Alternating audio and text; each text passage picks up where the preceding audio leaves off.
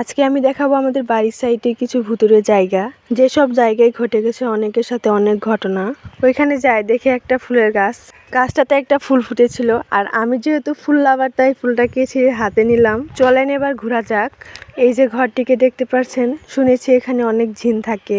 এই ঘরের মালিক নাকি এখানে থাকে না, শহরে থাকে। মানে ঘরটাকে দেখেই যেন কেমন ভুতুরে ভুতুরে লাগে। অনেকের মুখে গল্প শুনি যে এখানে অনেক জিন থাকে, তাদের সামনে জিন পড়েছিল। যদিও আমার সামনে কখনো পড়ে নাই, বাট কিছুদিন আগে আমার এক আঙ্কেলের সামনে পড়েছিল।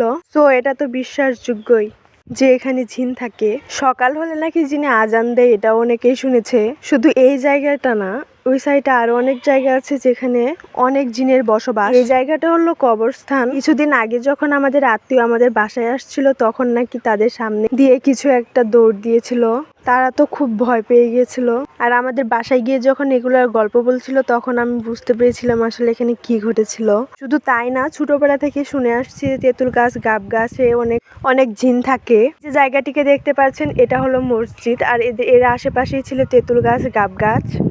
এদিক দিয়ে রাত্রে বেশি রাত হলে কেউ চলাচল করতে ভয় পায়। আমি তো আগে দিনের বেলা স্কুলে যেতেই ভয় পাইতাম। আমার আম্মু এসে এগিয়ে দিয়ে যেত। রাত্রে 9টা-10টার দিকে এদিক দিয়ে কেউ আসলে অনেকের সামনেই সাপ পড়তো। তাই এই এলাকার মানুষগুলো অনেক আগেই বাজার থেকে চলে আসতো বাসায়। জায়গাটি দেখেই যেন কেমন ভয়ঙ্কর ভয়ঙ্কর লাগে, তাই না?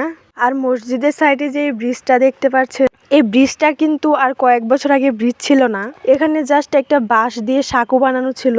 শুনেছি তখনকার সময় এদিক দিয়ে কেউ আসলে নাকি কোনো একটা মহিলা বসে থাকতো সাঁকুর উপর, মানে কাউকে আসতে দিত না। তাই রাত্রিবেলায় সবাই আতঙ্ক হয়ে আসতো এদিক দিয়ে। আর যখন কেউ বাজার থেকে আসতো তখন একা আসতো না, অনেকেই মিল হয়ে একসাথে আসতো। যদিও এসব ঘটনা এখন ঘটে কম, কারণ এদিকে যে গাব গাছ, তেঁতুল গাছ ছিল সেগুলো কেটে ফেলেছে। তাই এখন দুষ্টু জিনের উপদ্রবটা একটু কমেছে।